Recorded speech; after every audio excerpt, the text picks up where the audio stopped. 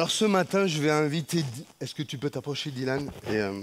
Il va nous lire un texte. Vous avez votre Bible, soit dans votre téléphone ou votre Bible. Voilà, on va te donner... Tu as le micro, donc on va lire... Vous ouvrez votre Bible dans Luc, Évangile de Luc.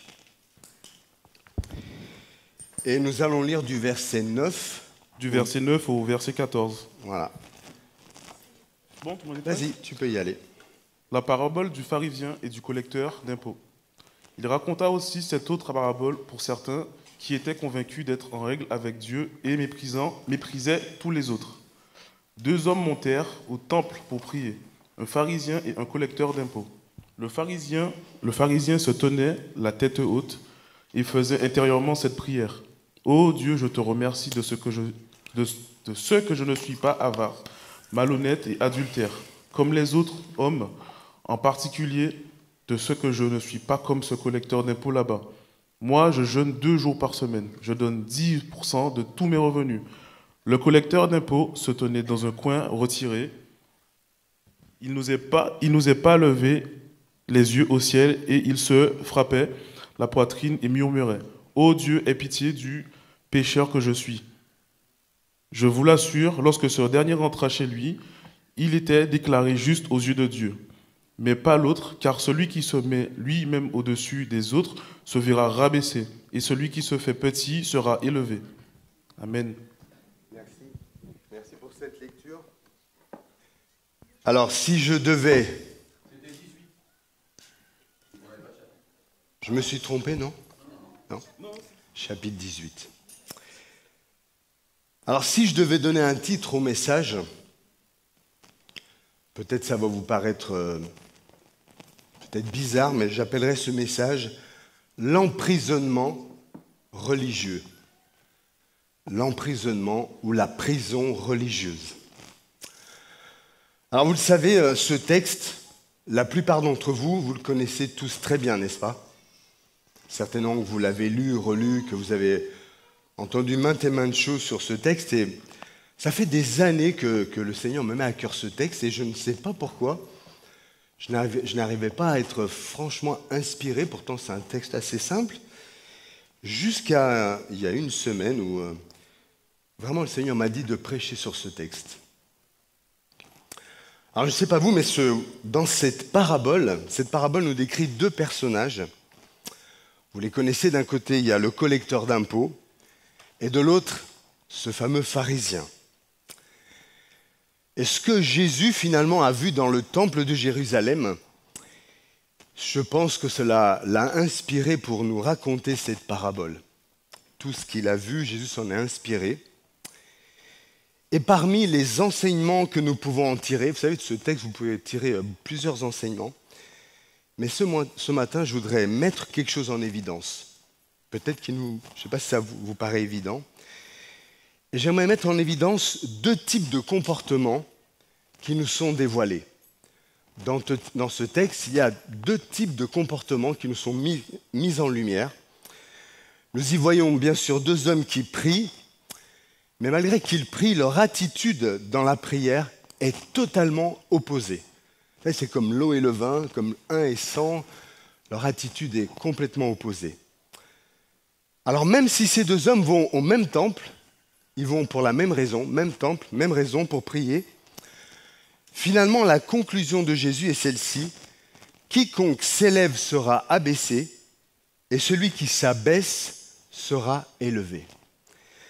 Je ne sais pas si vous avez fait attention, ce texte est au centre de 2 autres textes, en sandwich entre 2 textes. Un premier texte, une parabole qui nous parle de la foi, qui nous dit: est-ce que Jésus trouvera-t-il la foi sur la terre quand il reviendra?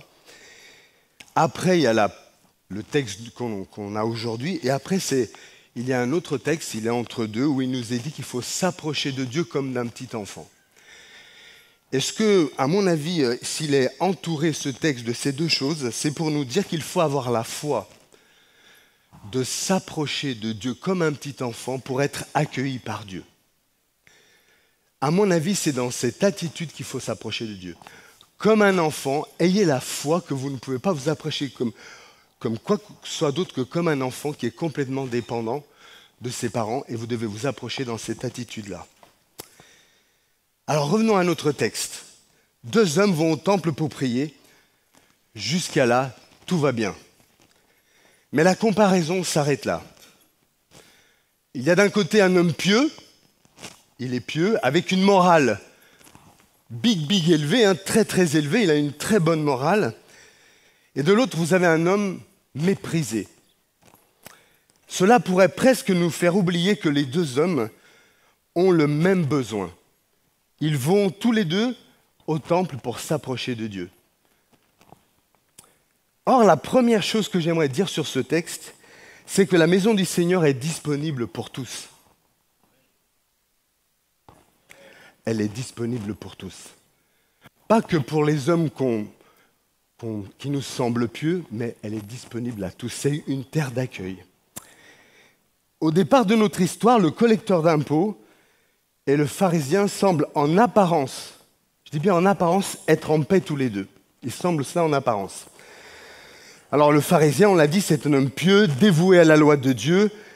Mais finalement, frères et sœurs, ce n'est pas facile d'être pharisien. Finalement, il jeûne le lundi, le jeudi, il jeûnait 2 fois par semaine. Nous, on jeûne le mardi, mais lui, il jeûne 2 fois par semaine. Il est fidèle dans sa dîme et donne 10% de tous ses revenus pour le service du temple. Alors finalement, n'est-il pas normal qu'il puisse se faire mousser un petit peu ? Parce que c'est pas normal qu'il ait un peu de fierté, il se fait un petit peu mousser. D'ailleurs, le moins qu'on puisse dire, c'est qu'il prie devant Dieu avec une grande assurance. Je ne sais pas vous, si vous relisez le texte, il a une grande assurance devant Dieu.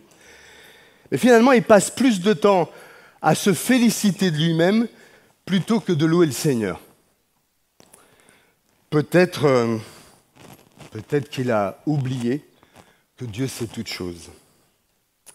Alors oui, Jésus nous encourage à la prière, mais j'aimerais vous mettre en garde contre un type de prière ou un type de comportement, quelque part qui peut atteindre tous les hommes et toutes les femmes religieuses. Nous sommes donc appelés à sortir de l'emprisonnement de la religiosité. Vous allez voir ce que j'entends par là. Car le mal peut même s'infiltrer dans nos actes pieux. Nos actes de piété, notre piété, la prière, tout ça, mais il peut s'infiltrer de la religiosité dans nos actes pieux. L'attitude du religieux, il vient pour prier, mais vous remarquerez que Dieu n'est pas au centre. Il va employer 5 fois le mot « je » dans sa prière. Et par contre, une seule fois dans sa prière, il va dire Dieu. Vous voyez la différence ? Il va dire je 5 fois et Dieu une seule fois. Dans le contenu de sa prière, il va citer tout ce qu'il fait pour Dieu. Par contre, encore une fois, il oublie de louer Dieu pour qui il est. Dans toutes ces phrases, il y a « je ne suis pas comme cet homme là-bas, je ne suis pas comme celui-là là-bas ». Cet adultère, il se dit « moi je suis quelqu'un de bien ». Ce pharisien étale toutes les belles choses qu'il fait pour Dieu. C'est un grand étalage, un grand déballage. Et nous voyons par là, frères et sœurs, que l'homme religieux, qui est religieux mais qui s'investit pour Dieu, a une certaine tendance à se comparer aux autres. Sa phrase préférée, c'est « je ne suis pas comme lui là ». Alors, vous allez me dire, mais soyons sérieux, Carlos, moi je ne dis pas ça. Parfois, on dit, mais je ne suis pas comme telle ou telle personne dans nos cœurs. Alors quand on se dit « je ne suis pas comme », on devient petit à petit victime d'une certaine forme d'orgueil. Cette expression « je ne suis pas comme le reste des hommes », ce type de prière est en contradiction avec la volonté du Père. Cette prière, ce type de prière, c'est une louange à soi-même. Et quand c'est une louange à soi-même, vous savez que Jésus dit « vous avez là votre récompense », celle des hommes. Chers amis, le Dieu que nous aimons ne veut pas qu'on vienne à lui en étalant nos performances. Parfois on étale comme du beurre nos performances, et je crois que Dieu ne veut pas cela.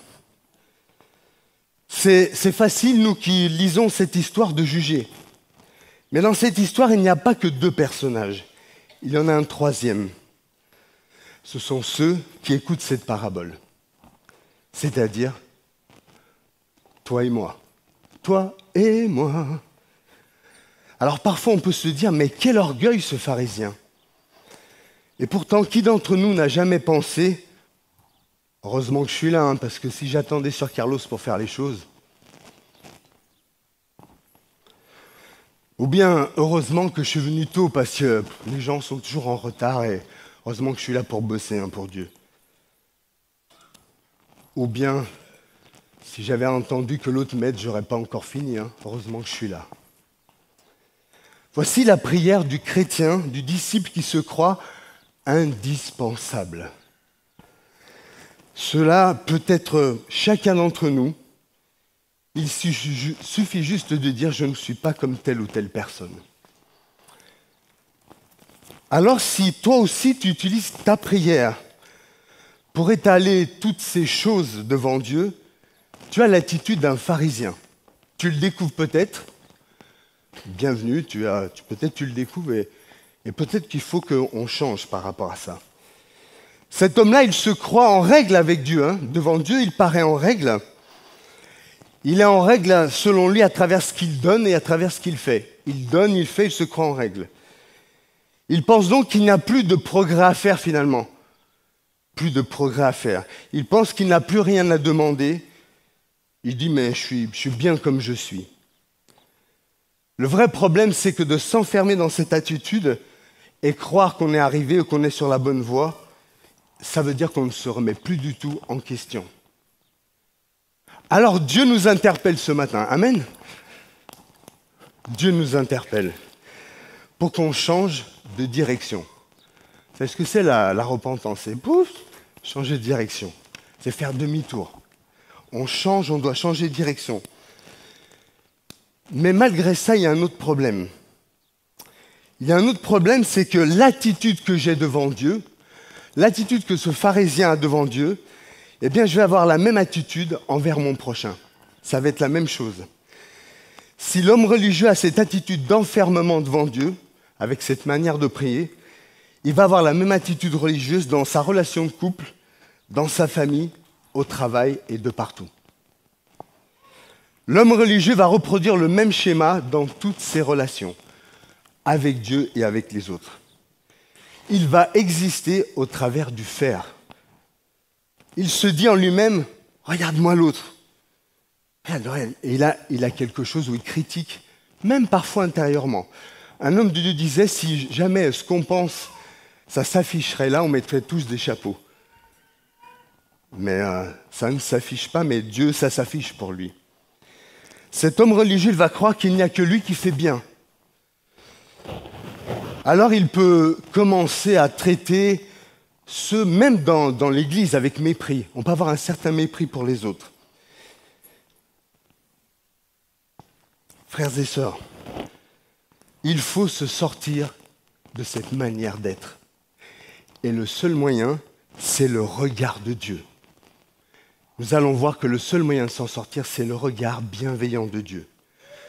Jésus nous raconte cette parabole parce que pour certaines personnes qui se persuadent d'être justes, mais la conclusion que Jésus rend, il est dit que celui qui s'élève, ou celui qui est persuadé de s'élever lui-même, eh bien Dieu, il croit peut-être qu'il s'élève, mais Dieu abaissera son orgueil. Mais par contre, celui qui s'abaisse, lui sera élevé. Vous savez, derrière celui qui s'élève, ce qui est en cause. Vous savez ce qui est en cause derrière celui qui s'élève? Ce qui est en cause, c'est les motivations. Quand je m'élève un peu trop, c'est mes motivations qui sont en cause.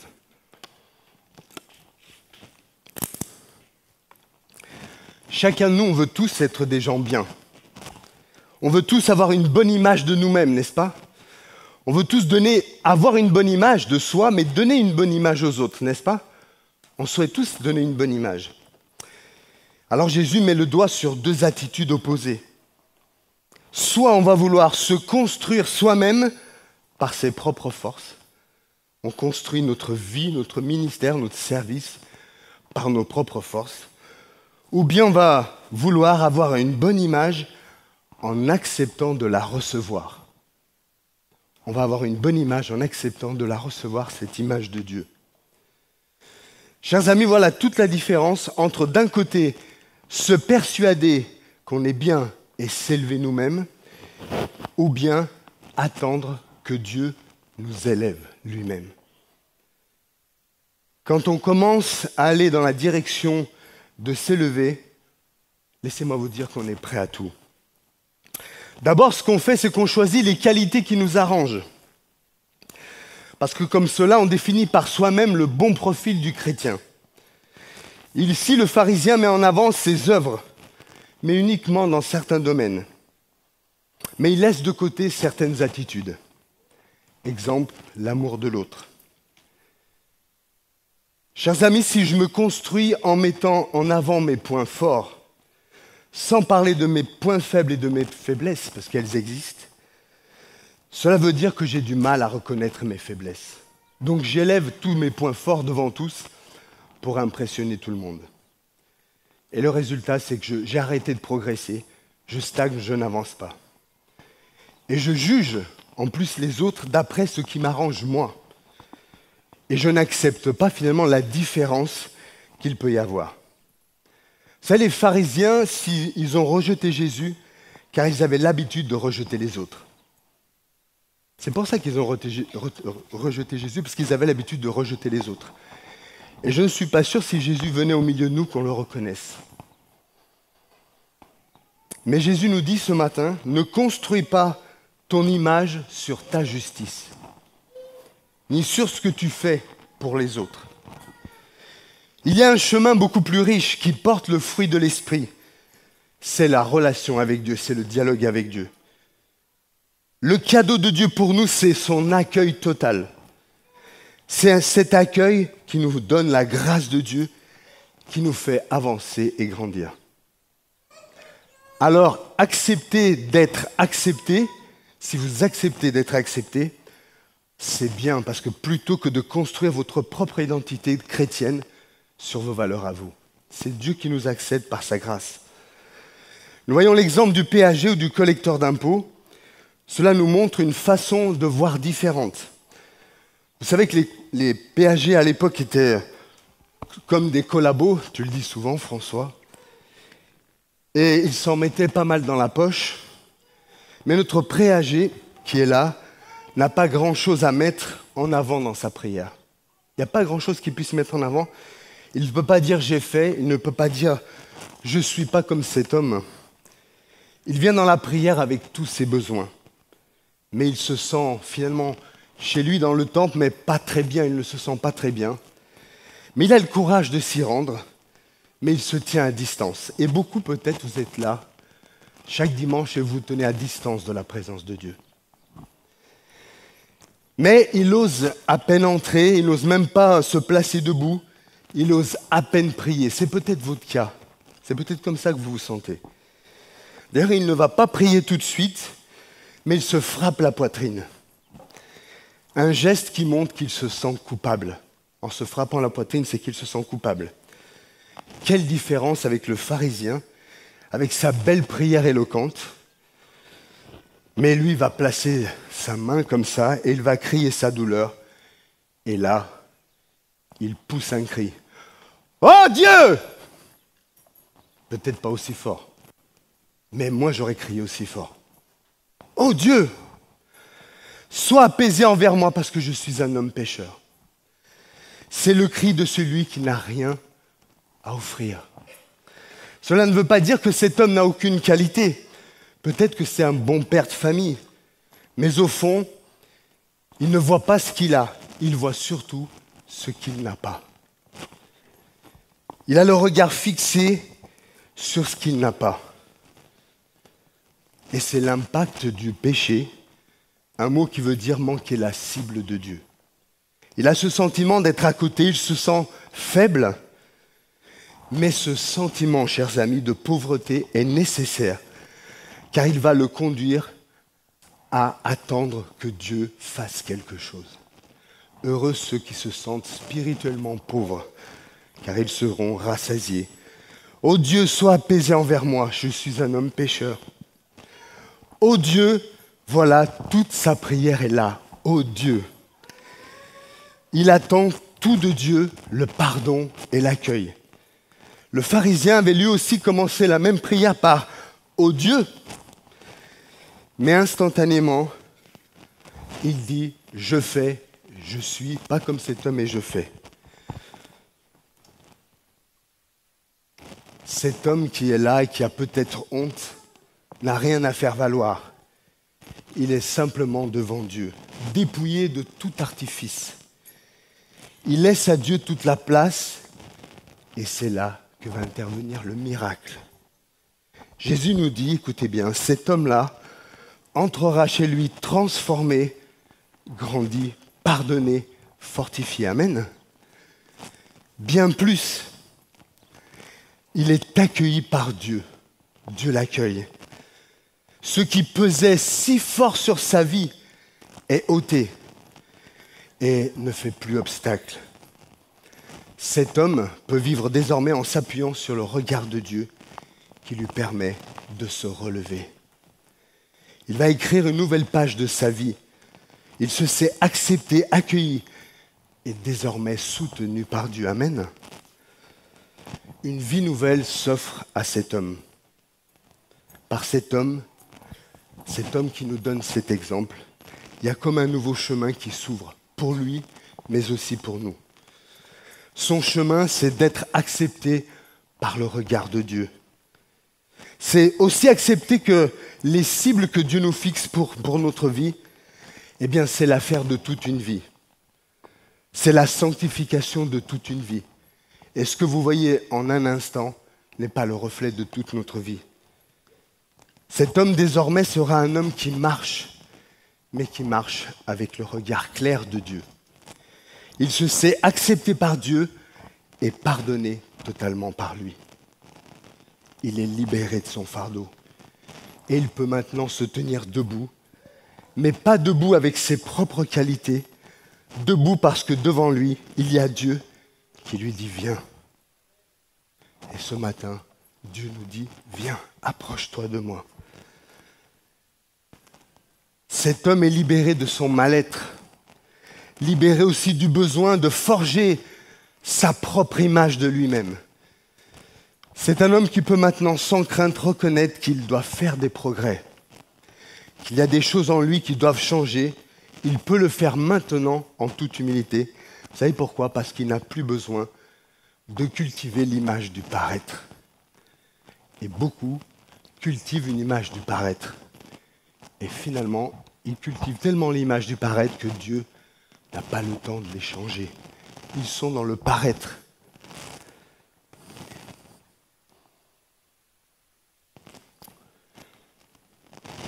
Jésus dit, je ne mettrai pas dehors celui ou celle qui vient à moi. Cet homme est accepté. Cet homme a accepté d'être accepté par Dieu. Amen. Cet homme est maintenant un homme libre. Libre par rapport au paraître. Libre pour aller plus loin. Et je voudrais vous dire que c'est cette liberté où Dieu nous convie tous ce matin à sortir du paraître, à sortir de l'image. Il ne veut pas que l'on reste en panne.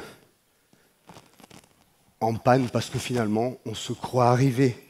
En panne parce qu'on se sent peut-être trop indigne. Il veut nous sortir de là. Acceptons d'être acceptés par lui dans la grâce. Arrêtons de nous comparer aux autres. Arrêtons la comparaison.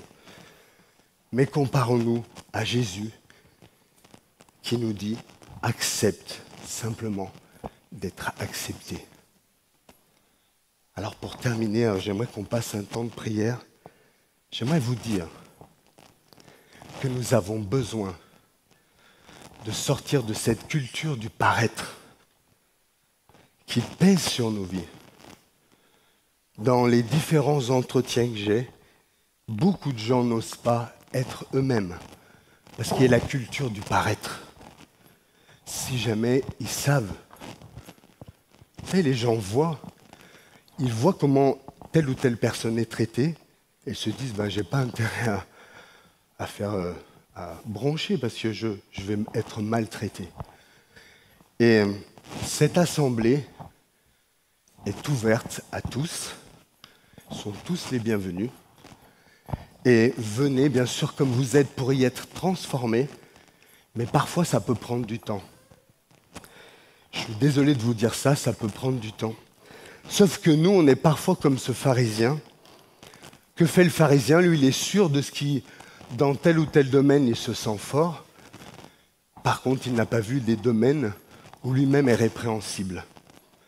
Donc il s'appuie, il enfonce la tête de l'autre avec beaucoup de religiosité. Et ce matin, Dieu nous demande de sortir de cet enfermement religieux. Il nous faut sortir de cela.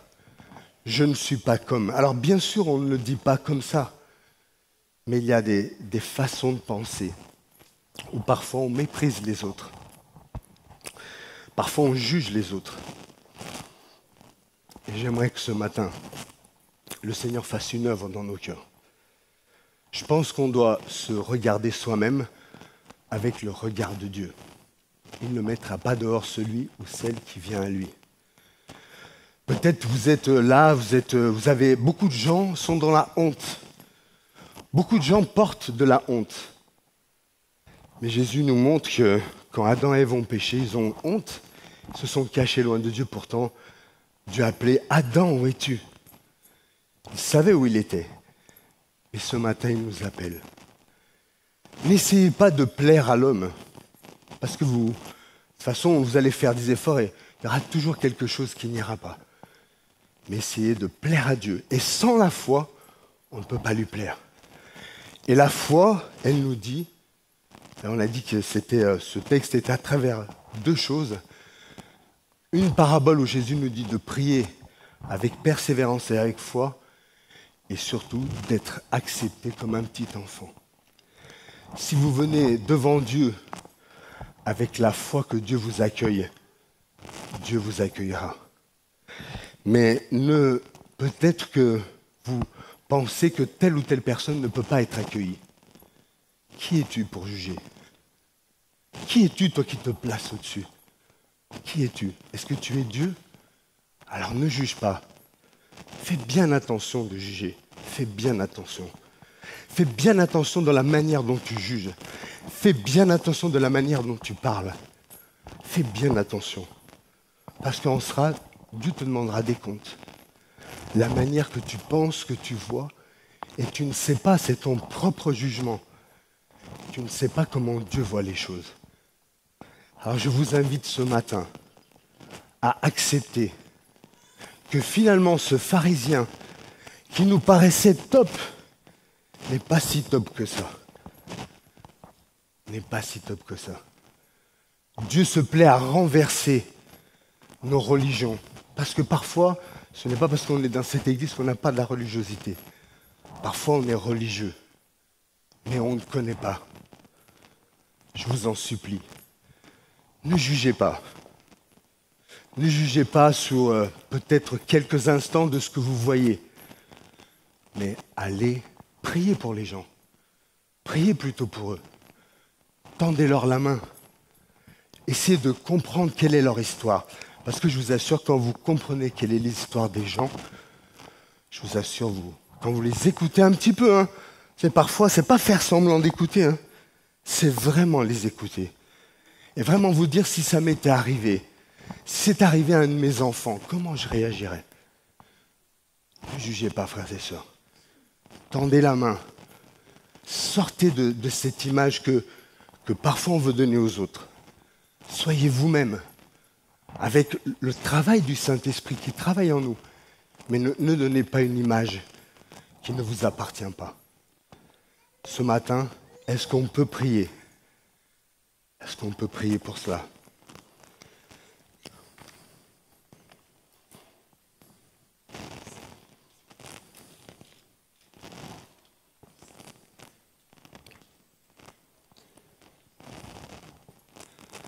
Seigneur, simplement,